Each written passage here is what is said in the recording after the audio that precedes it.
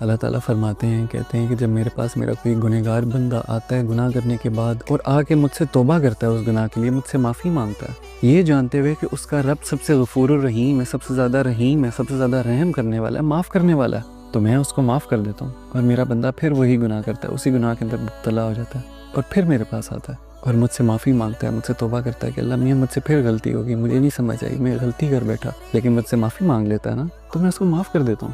پھر میرا وہی بندہ دوبارہ گناہ کے اندر مبتلا ہو جاتا ہے، وہی گناہ کرتا ہے اور میرے پاس آتا ہے، کہتا ہے اللہ میاں میں پھر اس دفعہ وہی غلطی کر بیٹھا، پھر میں معافی مانگتا ہوں، اللہ تعالیٰ مجھے ہمت دے اتنی کہ میں یہ دوبارہ گناہ نہ کروں۔ تو اللہ تعالیٰ فرشتوں کو کہتے ہیں کہ دیکھ رہے ہو میرا یہ بندہ، اس کو پتہ ہے کہ یہ گنہگار ہے، اس کو پتہ ہے کہ اس نے گناہ کیے ہیں، لیکن پتہ ہی میرے پاس آ کے توبہ کیوں کر رہا ہے، کیونکہ اس کو پتہ ہے کہ اس کا رب بہت معاف کرنے والا ہے، اس کو اس بات پر یقین ہے، اس لیے بار بار گناہ کر کے بار بار میرے پاس آتا ہے، مجھ سے معافی مانگتا ہے، کیونکہ اس کو پتہ ہے کہ میرا رب مجھے معاف کرنے والا ہے، چاہے اس کے گناہ سمندر جتنے بڑے کیوں نہ چاہیں، لیکن اس کو پتہ ہے کہ اس کے وہ گناہ میرے رب کی رحیمی کے سامنے چھوٹے ہیں۔ تو فرشتوں تم گواہ رہو کہ میں نے اس کے ہر گناہ کے اوپر اس کو میں نے معاف کیا۔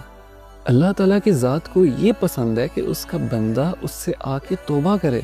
کیونکہ اللہ کو یہ پسند ہے کہ جب کوئی بندہ غلطی کرتا ہے نا تو اللہ کے پاس جا کے معافی مانگتا ہے۔ اللہ کو یہ ادا بڑی پسند ہے کہ اس کے پاس اس کا کوئی بندہ آئے اور اس سے معافی مانگے۔ شیطان میں اور حضرت آدم میں یہی تو فرق ہے کہ شیطان نے غلطی کی اور اس پر اڑ گیا، پر حضرت آدم نے غلطی کی اور انہوں نے اللہ تعالیٰ سے بار بار اس پر توبہ مانگی، اللہ تعالیٰ سے معافی مانگی، یہی تو ایک فرق ہے۔